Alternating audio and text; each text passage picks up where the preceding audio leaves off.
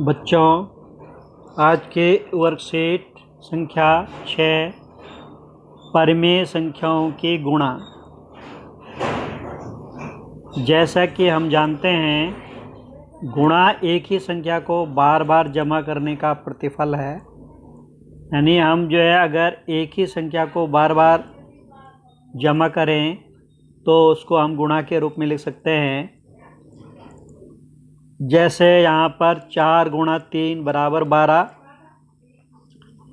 उसको हम ऐसा भी लिख सकते हैं 4 जमा 4 जमा 4, यानी 4 को 3 बार जोड़ेंगे तो भी 12 आता है। या 4/1 गुणा 4/3 बराबर 12/1, क्योंकि 4/1 4 के बराबर, 3/1 3 के बराबर और 12/1 भी 12 के बराबर। तो हमने इसको बटे के रूप में लिखा, तो ये भी बराबर आ रहा है। इसी प्रकार इसको देखें, 4/1 3 बार जोड़ेंगे, 4/1 जमा 4/1 जमा 4/1 बराबर 12/1। हमने परिमेय संख्याओं का योग करना सीखा पहले कि अगर हर बराबर है तो हम केवल अंश अंश को जोड़ते हैं। तो ये आएगा 4 जमा 4 और बटे सब में 1 1 है तो बटे 1, और ये बराबर आ गया 4 और 4 8 और 4 12, 12/1। अब एक उदाहरण लें।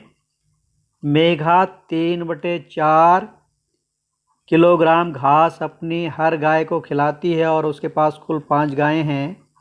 वो सभी गायों को कुल कितना घास खिलाती है? यहाँ पर देखें, माना 1 किलोग्राम घास बराबर इसके बराबर, तो 1 किलोग्राम घास के 4 बराबर भाग कर दिए तो 1 भाग हो गया 1/4। तो हर गाय को खिलाती वो 3/4 भाग घास के, तो 1 किलोग्राम के 4 हिस्से के उसमें से 3 हिस्से एक गाय को वो खिला रही है। इसके बाद उसके पास 5 गायें हैं, तो जितना एक गाय को खिलाएगी उसका 5 गुना हो जाएगा। तो यहाँ गुणा हो गया, एक गाय का हिस्सा गुणा 5 गायें बराबर, जैसे अभी हमने ऊपर बताया कि एक ही संख्या को बार बार जोड़ेंगे तो 5 गायें, तो एक गाय का हिस्सा दूसरे का, तीसरा, चौथा और पांचवा। 3/4 जमा 3/4 जमा 3/4 जमा 3/4, तो ये एक ही 3/4 किलोग्राम गुणा 5 गाय बराबर 3/4 जमा 3/4 जमा 3/4 जमा 3/4, और ये आया 15/4 किलोग्राम। या 3/4 गुणा 5 को, तो यहाँ पर ये आ जाएगा, हम इसको 3/4 गुणा 5 को हम लिख सकते हैं 5/1।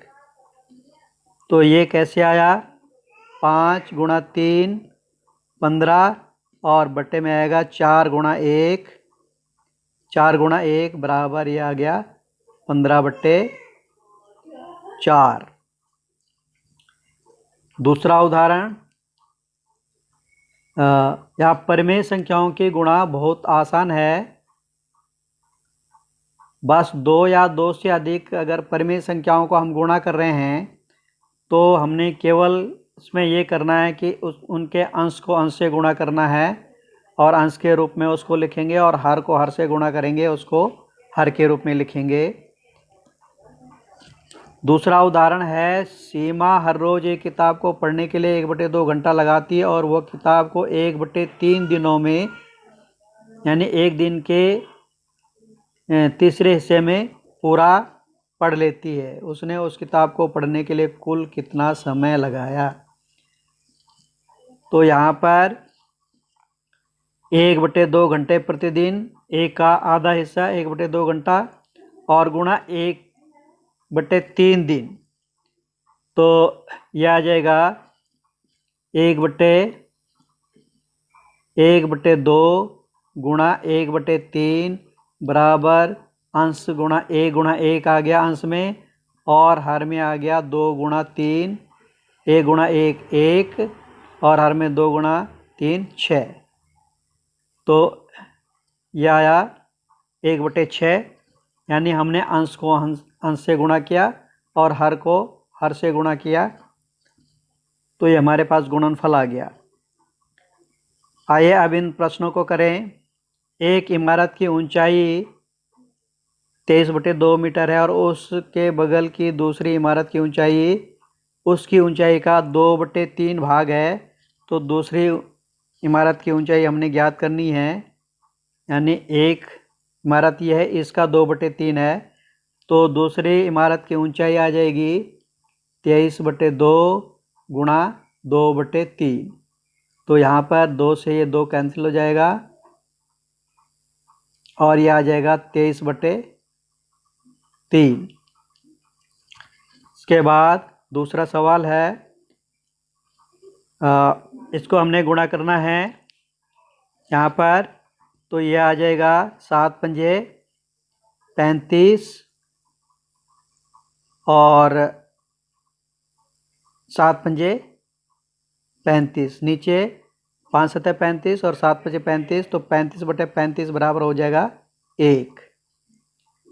दूसरा यहाँ पर यह आ जाएगा -2 गुणा 3 -6 और 5 को 20, और ये हम जानते हैं कि इसको सरलतम रूप में लिखना होता है, तो ये 2 से कट जाएगा।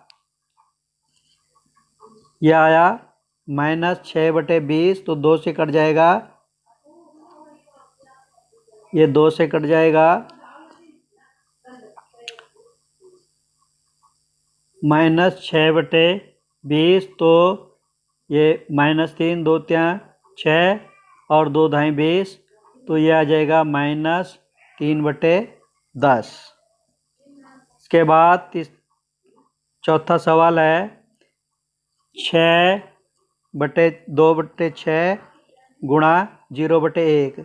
तो यहाँ 2 गुणा 0 0 आता है और 6 गुणा 1 6, तो 0/6 बराबर आता है 0।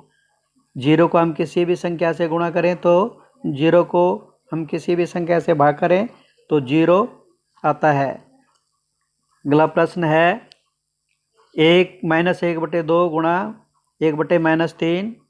तो यहाँ पर आया -1 गुणा 1 -1, और बट्टे में आया 2 गुणा -3 -6, तो यहाँ माइनस से माइनस कैंसिल हो जाएगा, तो ये आ जाएगा 1/6। अगला सवाल 10 गुणा 2 20 और 20 गुणा 1 20, और 20/20 बराबर आ जाएगा 1। 20 को 20 से भाग करेंगे तो 1 आ जाएगा, या 20 को 20 से कट जाएगा, 1 आ जाएगा। इसके बाद ये है 6 14 गुणा 6। तो 14 गुणा 6, या तो हम इसको काट सकते हैं, इसको यहाँ पर 7 दूना 14, और ऊपर आ जाएगा 6 दूना 12, और नीचे आ जाएगा -5। तो ये आज की वर्कशीट है, इसको आप कॉपी में साफ साफ करें।